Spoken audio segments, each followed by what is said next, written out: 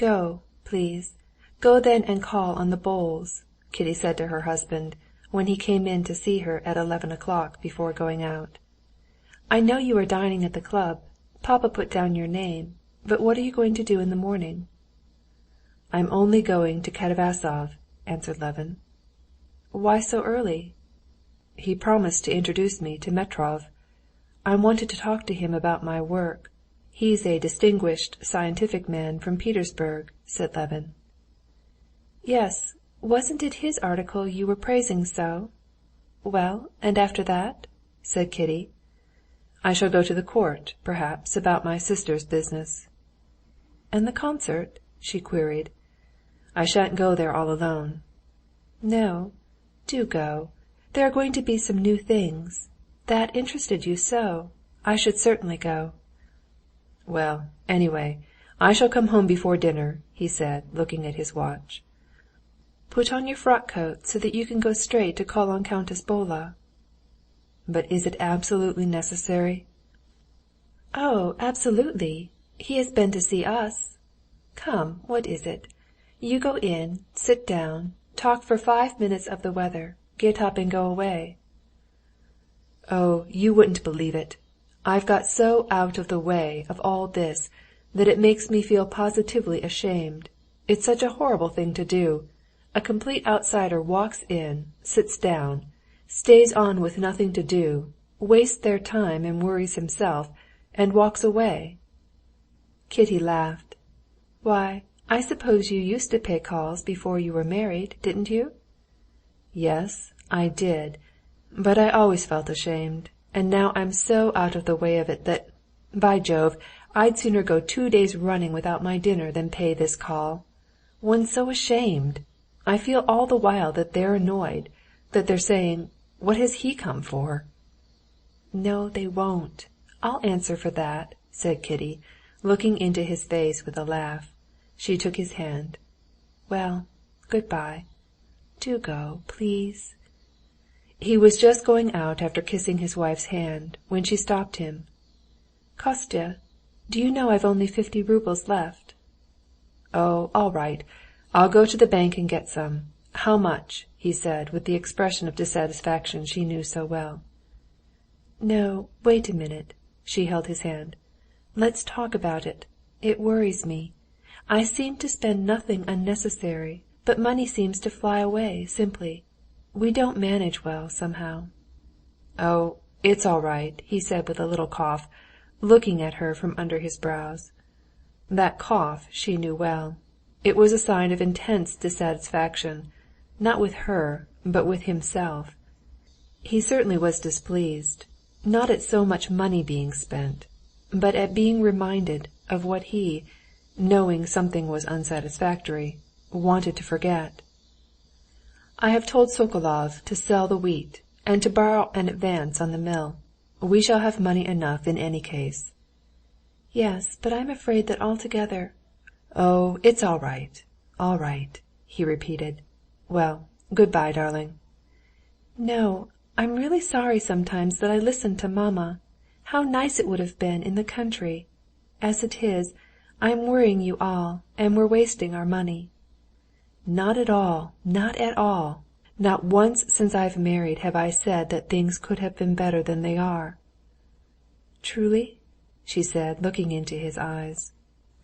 He had said it without thinking, simply to console her, but when he glanced at her and saw those sweet, truthful eyes fastened questioningly on him, he repeated it with his whole heart. I was positively forgetting her, he thought, and he remembered what was before them, so soon to come. "Will it be soon? How do you feel?" he whispered, taking her 2 hands. "I have so often thought so, that now I don't think about it, or know anything about it." "And you're not frightened?" She smiled contemptuously. "Not the least little bit," she said. "Well, if anything happens, I shall be at Katavasov's." "No, nothing will happen, and don't think about it. I'm going for a walk on the boulevard with papa. We're going to see Dolly. I shall expect you before dinner. Oh yes, do you know that Dolly's position is becoming utterly impossible? She's in debt all around. She hasn't a penny. We were talking yesterday with mamma and Arseny" (this was her sister's husband, Lvov), "and we determined to send you with him to talk to Stiva. It's really unbearable. One can't speak to papa about it. But if you and he—" "Why, what can we do?" said Levin. "You'll be at Arseny's, anyway. Talk to him. He will tell what we decided." "Oh, I agree to everything Arseny thinks beforehand. I shall go and see him. By the way, if I do go to the concert, I'll go with Natalia. Well, good-bye." On the steps Levin was stopped by his old servant, Kouzma, who had been with him before his marriage, and now looked after their household in town. "Beauty" (that was the left shank horse brought up from the country) "has been badly shod and is quite lame," he said. "What does your honor wish to be done?"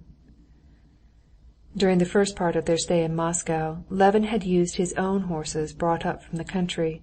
He had tried to arrange this part of their expenses in the best and cheapest way possible, but it appeared that their own horses came dearer than hired horses, and they still hired too.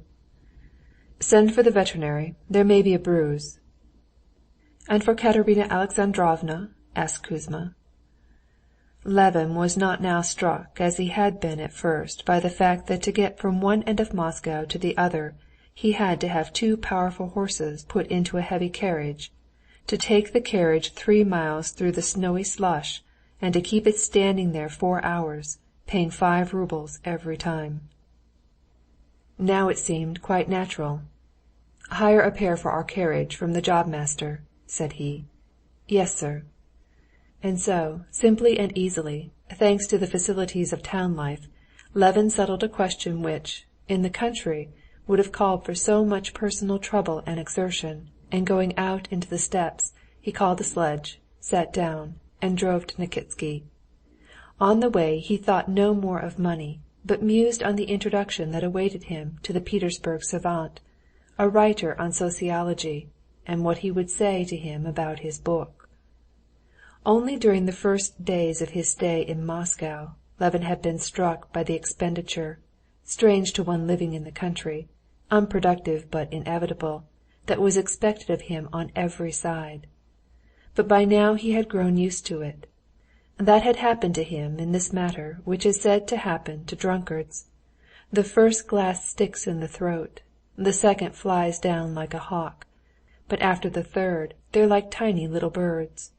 When Levin had changed his first 100-rouble note to pay for liveries for his footman and a hall porter, he could not help reflecting that these liveries were of no use to anyone, but they were indubitably necessary, to judge by the amazement of the princess and Kitty when he suggested that they might do without liveries. That these liveries would cost the wages of 2 laborers for the summer, that is, would pay for about 300 working days from Easter to Ash Wednesday, and each a day of hard work from early morning to late evening, and that 100-rouble note did stick in his throat. But the next note, changed to pay for providing a dinner for their relations, that cost 28 roubles, though it did excite Levin the reflection that 28 roubles meant 9 measures of oats, which men would with groans and sweat have reaped and bound and thrashed and winnowed and sifted and sown. This next one he parted with more easily. And now the notes he changed no longer aroused such reflections, and they flew off like little birds. Whether the labor devoted to obtaining the money corresponded to the pleasure given by what was bought with it, was a consideration he had long ago dismissed. His business calculation that there was a certain price below which he could not sell certain grain was forgotten too. The rye, for the price of which he had so long held out, had been sold for 50 kopecks a measure cheaper than it had been fetching a month ago. Even the consideration that with such an expenditure he could not go on living for a year without debt, that even had no force. Only one thing was essential: to have money in the bank, without inquiring where it came from, so as to know that one had the wherewithal to buy meat for tomorrow. And this condition had hitherto been fulfilled. He had always had money in the bank. But now the money in the bank had gone, and he could not quite tell where to get the next installment. and this it was which, at the moment when Kitty had mentioned money, had disturbed him. But he had no time to think about it. He drove off, thinking of Katavasov and the meeting with Metrov that was before him. Chapter 3